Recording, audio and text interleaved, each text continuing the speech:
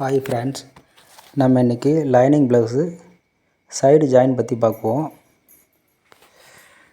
இதில் வந்து கீழே 1.5 இன்ச்சு தையலுக்கு விட்ருப்போம்.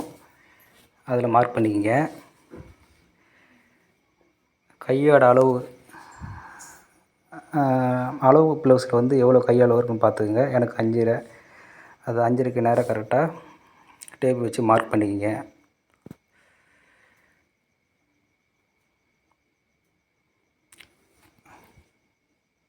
கீழே அதோடைய ஃப்ரண்ட் பார்ட்டு அதில் வந்து எவ்வளோ அளவுன்னு பார்த்துக்குங்க. பார்த்து அதில் ஒரு மார்க் பண்ணிக்கங்க.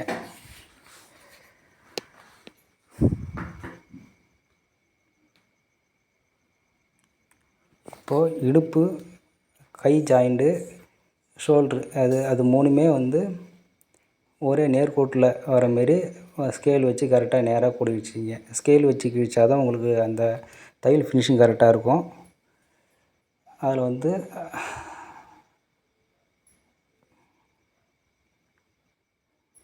நேராக தையல் போட்டுக்குங்க.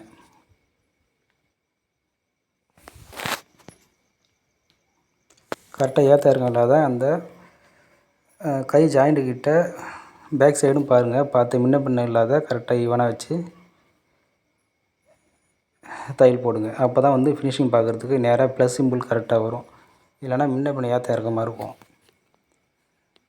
பார்த்து ஃபுல்லாக ஜாயின் போட்டுக்குங்க.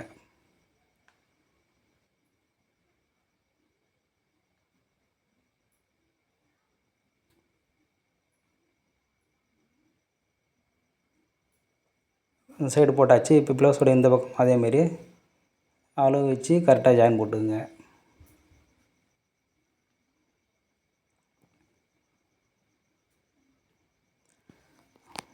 புதுசாக தைக்கிறவங்க பார்த்தீங்கன்னா இதுமாரி அந்த அளவில் ஸ்கேல் வச்சு கோடு கிழிச்சிட்டு அது மேலே தையல் போடுங்க. ஃபினிஷிங் கரெக்டாக இருக்கும். பார்க்குறதுக்கு நீட்னஸாக நேராக இருக்கும். இல்லைனா வந்து தையல் கொஞ்சம் முன்ன பின்ன இருக்கும்.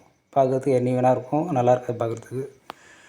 ஃபினிஷிங் பாருங்கள். தைச்சி ஃபினிஷிங் பண்ணியாச்சு. எப்படி ப்ளவுஸ் எப்படி இருக்குன்னு பாருங்கள். இதுமாரி நீங்களும் ட்ரை பண்ணி பாருங்கள்.